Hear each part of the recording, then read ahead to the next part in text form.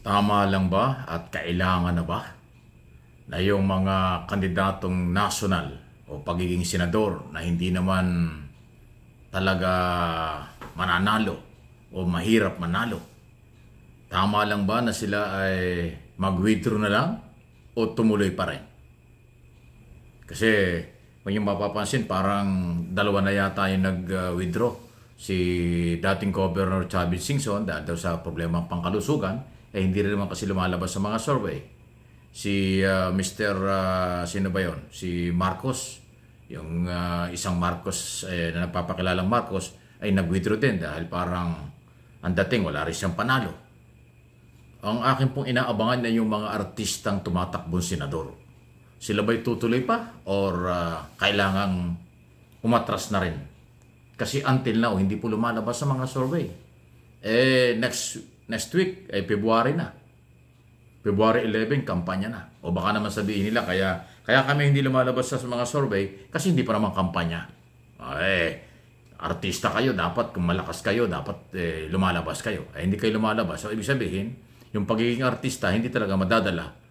May co-convert sa paniniwala para iboto ng taong bayan. Yun ang malinaw doon. Kaya, sino-sino ba itong mga artista tumatakbo na hindi lumalabas sa top 10 man lang? Lito Lapid yata, hindi rin lumalabas sa top 10. Si Philip Salvador, hindi rin. Willie Revillame, hindi rin. Si Willie Revillame, parang medyo controversial pa ngayon. Dati Duterte yan. Ngayon hindi na halos sumasama sa mga Duterte. Kaya yung mga DDS, parang galit na rin sa kanya. Parang mas madalas yatang nakikita na ang kasama pa nga at pinupuntahan ni Willie Revillame yung identify na taga-suporta ng gobyerno o kaalyado ng gobyerno under President Marcos. Kaya nagtatampo yung mga DDS. Pero wala tayong magagawa.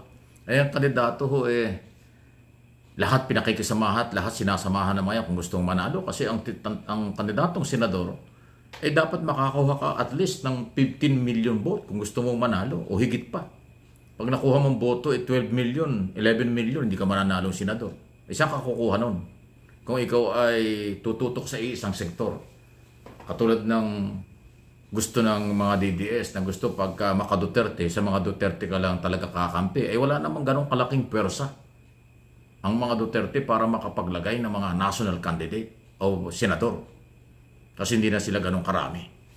Definitely, ang mas marami na followers, supporters ay ang administrasyon under President Marcos.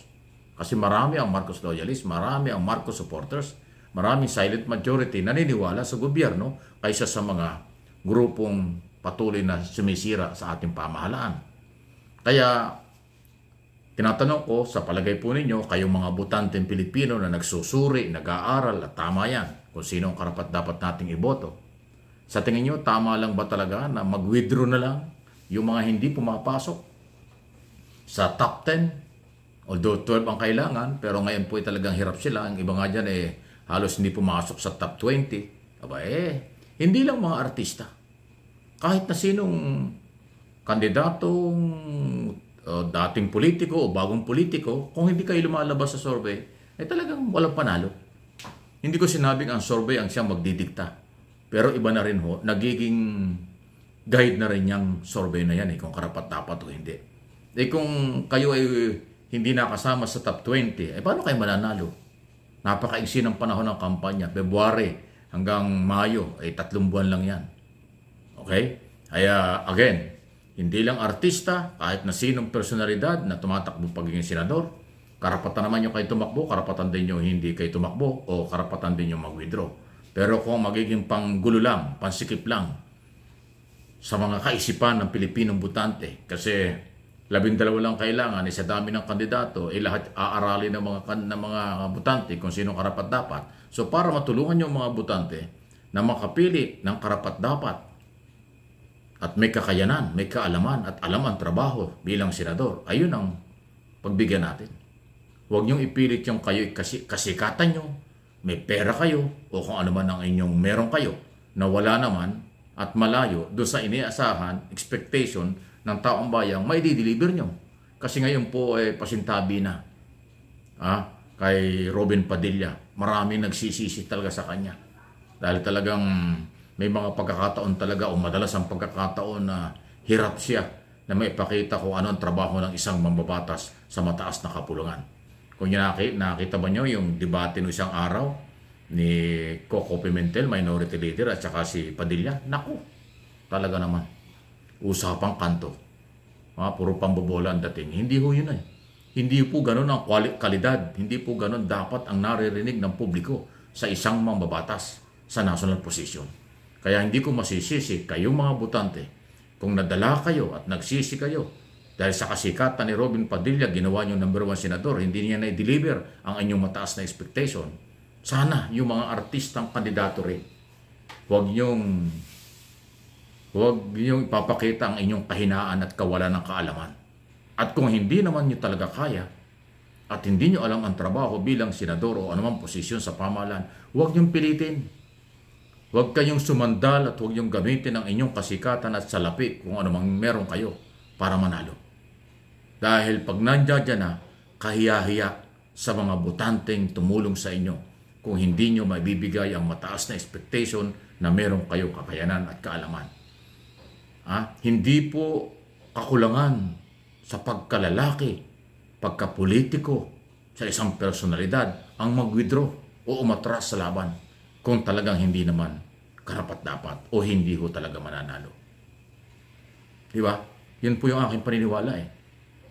Hindi kainaan ng isang pagkatao ang pag-withdraw. Katunayan, hinahangaan pa kapag nag-withdraw dahil tumatanggap na kung ano ang kanyang kakayanan at tinatanggap niya kung hanggang saan ang kanyang maaaring suporta at pagkilala ng taong bayan. Kaya hindi ho masama ang mag-withdraw. Hindi ho pataasan ng pride ang pagkandidato. Ang pagkandidato ay pataasan ng talino, galing, kakayanan. At yung tiwala ng taong bayan ay dapat hindi nasisira. Hindi labanan dahil artista at maraming pera, sikat, gwapo, maganda, magaling sumayaw, magaling kumanta, magaling magsalita. Hindi yan ang qualification. Kakayanan. Kasi mambabatas, gagawa kayo ng batas. Hindi kayo mambubutas ng upuan na walang ginagawa. Hindi bulahan sa paggawa ng batas. National issue, international issue ang trabaho dyan. At lahat ng public hearing, maging debate sa plenaryo, kadalasan naka-live sa social media. Nakakaya at kayahiya kayo kung hindi nyo kayang sabayan yung ibang kapwa senador o hindi nyo alam kung paano gawin at trabahuhin bilang senador ng Republika ng Pilipinas. Kaya kung hindi kaya at hindi rin lumalabas sa mga survey na mayroong pagkapanalo, ay mag-withdraw. Palagi ko advice natin yan na hindi kayo magagastusan ng malaki, hindi rin kayo mapapagod, hindi rin kayo mai-stress kasi tinanggap nyo from day one o sa una pa lang ay nag-withdraw na kayo. Wala pong lalabaging batas sa pag-withdraw. Patunayan, matutuwa pa ang mga botante at matutuwa pa ang mga taga-COMELEC dahil kayo ay hindi na isasali sa pagpipilian. Tulungan natin ang mga botante na makapili ng karapat-dapat. Huwag niyong i-pressure, huwag sanang ma-stress sa mga botante dahil may utang na loob, dahil sikat kayo, dahil may pera kayo. Hindi po kaya.